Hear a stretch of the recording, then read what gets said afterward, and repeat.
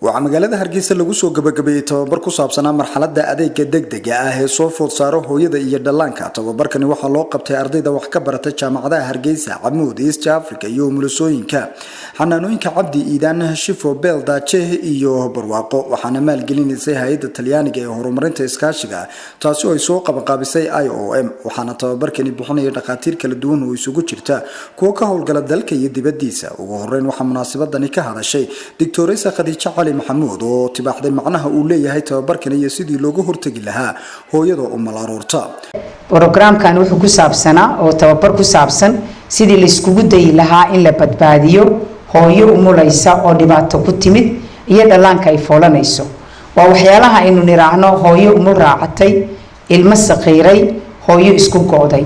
Wuxuu si khaas u khusaynayaa aqoonsiga, daaweynta iyo ka hortagga marxaladaha adag ee degdega ah ee soo food saara haweenka iyo dhallaanka iyo reerka ay ka tirsan yihiin. Waxaan aan rabaa inaan u celiyo mahad oo noogu tabarucay arrintan sidaan hore u sheegay hay'adda agency-ga Talyaaniga. Waxaa la soo mariyay programka hay'ad la yiraahdo IOM. sidii aan hore u soo sheegay programkani ma aha markii ugu horeysay oo aan qabano, marar badan ayaan halkan soo istaagnay oo programka xirnay. waxa uu kaga duwan yahay kii hore waxay ahayd markii hore programka waxaan ku tijaabinaynaa Hargeysa oo kaliya. Programku qayb kale ayuu leeyahay, laba qaybood uu leeyahay. qayb waxaanu hagaajinaa xanaanooyinka bilicdooda si hooyada ay ugu dhasho meel qurux badan oo bilic leh. marka ilaa iyo 6 ayaanu ka hagaajinay Somaliland, 2 xanaano ayaan ku soo darnay hadda. marka wuxuu kii hore kaga duwan yahay waan balaarinay. waxaa iyaguna halkaasi ka hadlay macallimiinta tababarkani bixinaysay oo ka warramay waxyaabihii tababarkani ay ku qaateen ardaydii ka qayb qaadanaysay. waxa isbitaalka Hargeysa group oo aan ka shaqeynay muddo 3 sano dheeraad ah waxaan idin sheegayaa inuu isbitaal aad u wanaagsan yahay, dhakhaatiir aad u fiican in ay joogaan, laakiin dhimashada ilmaha iyo hooyada ma yareyn karo. sababta aan u yareyn karin walaa kaayaga walaa ka gargaar walaa ku kala toon in la sameeyo antenatal care. hooyadu markay uurka tahay inay timaado xanaanooyinka oo ay ka helaan dhakhaatiir wax la baray oo aqoon leh iyo umulisooyin aqoon leh oo u gargaaraya dadkaasi waa in la helaa. runtii waqti badan ma soo qaadanay aad bay u fiican tahay Khadiija oo programkan soo hirgelisay.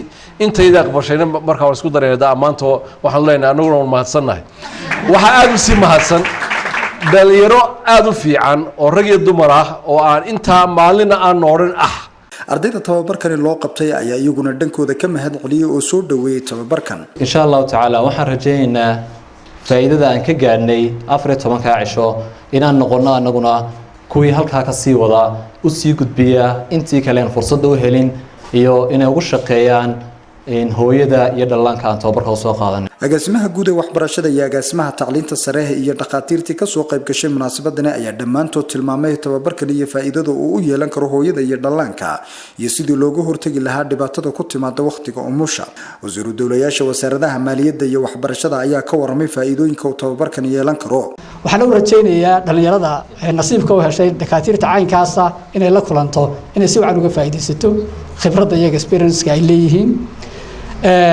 runtii anigu cid anaan soo jeedin maayo, laakiin waxa leeyahay wasaaradda waxbarashada, wasaaradda caafimaadka iyo siyaasadda xukuumadduba waxa weeye in kor loo qaado tayada dhammaanba waxbarashada iyo caafimaadka. waxaan aad iyo aad runtii u bogaadinayaa programkan wadaan. waxaan leeyahay si wada intii aad ka gaari kartaan, annaguna wixii taakulo iyo tamar ah ee aan idinku taageeri karo diyaar baanu runtii idin leenahay. gabagabadiina waxaa halkaasi shahaadooyin lagu guddoonsiiyay Dr. Khadiija Cali Maxamuud oo hawshani hirgelinteeda door muhiim ah ku lahayd ardaydii tababarkani qaadanaysay iyo macallimiintii tababarka bixinaysay.